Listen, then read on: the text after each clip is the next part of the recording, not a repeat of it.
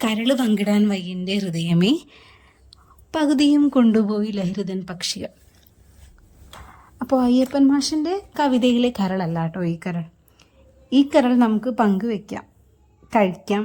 അപ്പോൾ ഇന്നൊരു cooking video ആണ്. ഇന്നത്തെ വീഡിയോ എന്ന് പറയുന്നത് ഒരു കരൾ കറി റെസിപ്പിയാണ്. ഞാൻ ആദ്യമായിട്ടാണ് കേട്ടോ കരൾ കറി ഉണ്ടാക്കുന്നത്.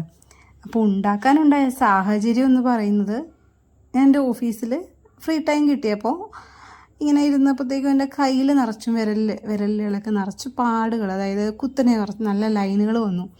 അപ്പോൾ ഞാൻ ഗൂഗിളിൽ ചുമ്മാ നോക്കി. അതാണ് ശീലമല്ലോ നമുക്കൊക്കെ. ഇത് ബ്ലഡിൻ്റെ ഡെഫിഷ്യൻസി, അയൺ ആ ഒരു ഇതൊക്കെ കൊണ്ടുവരുന്നതാണ്. സാധാരണ പ്രായം വരുമ്പോൾ, ഒരു 50-55 വയസ്സ് കഴിയുമ്പോൾ എല്ലാവർക്കും വരുന്ന സ്വാഭാവികമായിട്ടുള്ളൊരു കാര്യമാണ്. പക്ഷേ 30 പോലും ആവാത്ത എനിക്ക് എന്തുകൊണ്ട് ഇത് വന്നു എന്ന് ഞാൻ നോക്കിയപ്പോഴാണ് ഇത് കിട്ടിയത്. അപ്പോൾ ബ്ലഡ് കുറവാണ് കാരണം. ബ്ലഡ് എങ്ങനെ ഉണ്ടാക്കാമെന്ന് നോക്കിയപ്പോഴാണ് ഈ കരൾ അഥവാ ലിവർ നല്ലതാണ്. ഫുഡ് ഐറ്റംസ് കൂടുതൽ കഴിക്കുക, ഫ്രൂട്ട്സ്, വെജിറ്റബിൾസ്, ഗ്രീൻ ലീവ്സ്. അപ്പോൾ അതിൽ ലിവറും പെടുന്നുണ്ട്. അപ്പോൾ ലിവർ ഞാൻ അങ്ങനെ അധികം കഴിക്കാറില്ല കേട്ടോ. പൊതുവെ എനിക്കിഷ്ടമല്ല. പിന്നെ നമുക്ക് വേണ്ടി, നമ്മുടെ ഹെൽത്തിന് വേണ്ടിയുള്ള നല്ലൊരു ഐറ്റം ആണല്ലോ. അപ്പോൾ അതുകൊണ്ട് ഞാൻ അപ്പം തന്നെ കെട്ടിയവനെ വിളിച്ച് പറഞ്ഞു, എനിക്ക് കുറച്ച് ലിവർ വേണം കറി വയ്ക്കാനാണെന്ന്. പുള്ളി എന്തോ ഞാൻ ആദ്യമായിട്ട് പറയുന്നത് കൊണ്ടാവാം അപ്പം തന്നെ ഐറ്റം മേടിച്ച് ഫ്രിഡ്ജിൽ വെച്ചിട്ടുണ്ടായിരുന്നു. ഞാൻ വന്നപ്പോഴത്തേക്കും ആൾ അതെടുത്ത് പുറത്ത് വെച്ചു. ഞാനപ്പോൾ അത് കഴുകി ഒരു 5-6 തവണ കഴുകി കേട്ടോ. എന്നിട്ടൊക്കെയാണ് ഇത് ഉണ്ടാക്കാൻ പറ്റുള്ളൂ. ബ്ലഡ് നല്ലോണം പോകണം. അതിന് ശേഷം നമ്മൾ കുക്കറിലൊക്കെ ഇട്ട് അടിക്കണം. അപ്പോൾ ഇത് ലാസ്റ്റ് സ്റ്റേജാണ് ഈ കാണിക്കുന്നത് കേട്ടോ. കരൾ കറി നല്ലോണം തിളച്ച് ഇത് നല്ല കുറുകിയ ശേഷമാണ് നമുക്ക് എടുക്കാൻ പറ്റുള്ളൂ. അപ്പം നല്ലോണം വെയിറ്റ് ചെയ്യണം കേട്ടോ. സാധാരണ നമ്മൾ രാത്രി ഉണ്ടായി കഴിഞ്ഞാൽ ഒരു പിറ്റത്തെ ദിവസം ആകുമ്പോൾ രാവിലെയൊക്കെ ആകുമ്പോഴത്തേക്ക് നല്ല അടിപൊളിയാവും. കാരണം കരളിൽ ഉള്ളിലോട്ടൊക്കെ ആ ഒരു മസാലയൊക്കെ കയറി നല്ല ടേസ്റ്റ് ആവും. നമ്മൾ ഒരു 1 ഡേ, ഒരു 1 നൈറ്റ് ഹോൾഡ് ചെയ്തിട്ട് കഴിക്കുന്നതായിരിക്കും കുറച്ചുകൂടി ബെറ്ററായിട്ട് എനിക്ക് തോന്നിയത്.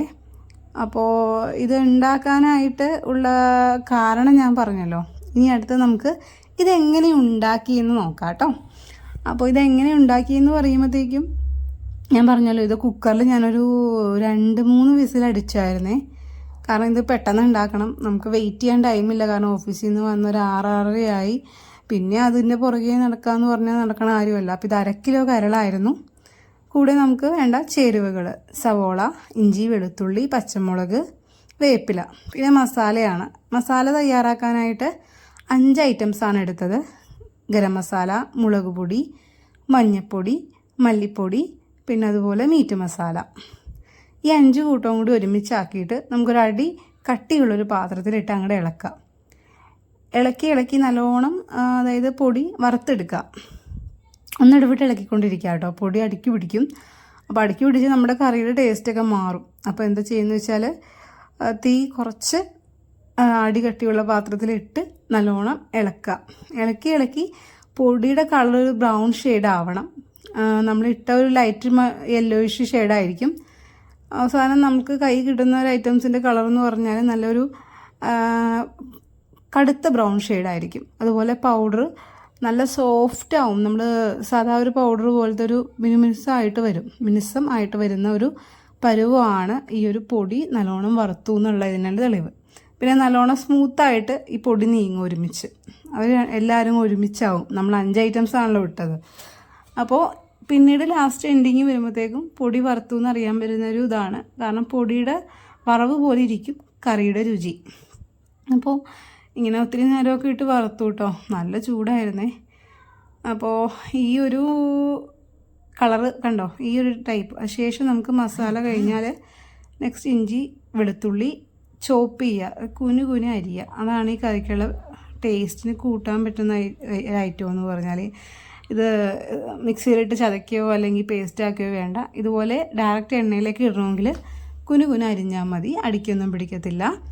ഇങ്ങനെ അരിഞ്ഞ് വെളിച്ചെണ്ണയിലേക്ക് ഇട്ട് നല്ലോണം മുരിഞ്ഞ് വരുമ്പോഴാണ് നമ്മൾ വെളിച്ചെണ്ണ ഉപയോഗിക്കണം കേട്ടോ. വെളിച്ചെണ്ണയാണ് ഏറ്റവും ടേസ്റ്റ്. വെളിച്ചെണ്ണയിൽ ഇട്ട് മുരിഞ്ഞ് വരുമ്പോൾ നമുക്ക് സവോള ചേർക്കാം. സവോള ചേർത്ത് പച്ചമുളക് ചേർക്കാം, വേപ്പില ചേർക്കാം. ഇതൊക്കെ ചേർത്ത് നമ്മളിപ്പോൾ ആവശ്യമുള്ള സാധനങ്ങളൊക്കെ ചേർത്തു. ഇതെല്ലാം കൂടി നല്ലോണം ഇളക്കി സവോള ഒരു ബ്രൗൺ കളറൊക്കെ ആവണം കേട്ടോ. ഓൾറെഡി നമ്മുടെ ഇഞ്ചിയും വെളുത്തുള്ളിയും ആ എണ്ണയിൽ കിടന്ന് നല്ലോണം മുരിഞ്ഞിട്ടുണ്ട്. അതിൻ്റെ പച്ചമണവും ഒക്കെ പോയി. ഇനി സവോളയും പച്ചമുളകും വേപ്പിലയും കൂടി നല്ലോണം വഴറ്റിയെടുക്കണം. അപ്പോൾ ഇത് വഴന്ന് വരുന്നൊരു നേരമെന്ന് പറഞ്ഞാൽ ഒരു 15 to 20 മിനിറ്റ്സ് ആണ്. ഈ ഒരു ടൈം കൊണ്ട് നമുക്കിത് ഈ ഒരു പരുവമായി കിട്ടും. അതായത് നമ്മൾ വെച്ച അളവിൽ നിന്ന് അതിൻ്റെ 4/1 ഭാഗമായിട്ട് അത് കുറയും. അതാണ് മെയിനായിട്ടുള്ള അളവ്. പിന്നെ കളറും വെച്ച് അനലൈസ് ചെയ്യുക എങ്ങനെയാണെന്ന് കേട്ടോ. അപ്പോൾ ഈ ഒരു പരുവമായി കഴിയുമ്പോൾ നമുക്ക് നമ്മുടെ പൊടി അങ്ങോട്ട് തട്ടാം. നമ്മൾ ഓൾറെഡി വറുത്ത് വെച്ചിരിക്കുന്ന പൊടി ഇത് രണ്ടും കൂടി മിക്സ് ആക്കാം നല്ലോണം.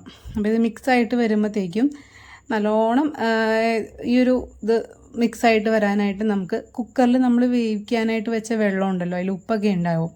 അപ്പോൾ ആ ഉപ്പ് ഞാൻ നേരത്തെ ഇട്ടിട്ടില്ല. ഈ ഒരു ഉപ്പ് നോക്കിയിട്ട് ബാലൻസ് ചെയ്തത് ഉപ്പിട്ടാൽ മതി കേട്ടോ. അപ്പോൾ ഇത് നല്ലോണം തിളയ്ക്കാം. അപ്പോൾ കുറച്ച് കൂടുതൽ വെള്ളം ഒഴിക്കണമായിരിക്കും നല്ലത്.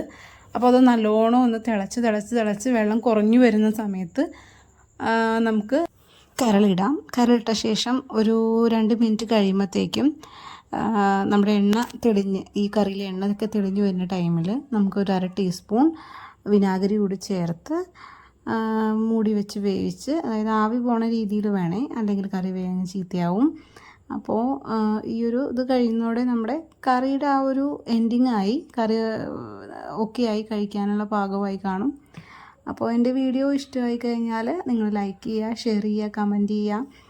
അപ്പോൾ വീഡിയോയിൽ എന്തെങ്കിലും മിസ്റ്റേക്കോ അതൊക്കെ ഉണ്ടെങ്കിൽ നിങ്ങൾക്ക് കമൻറ്റ് ചെയ്യാം. അത് ഇപ്പോൾ എനിക്ക് ഇനി മുന്നോട്ടുള്ള വീഡിയോയ്ക്കുള്ള ഒരു മോട്ടിവേഷൻ കൂടിയാണ് നിങ്ങളുടെ കമൻറ്റും ലൈക്കും സബ്സ്ക്രൈബൊക്കെ. അപ്പോൾ thank you for watching my video.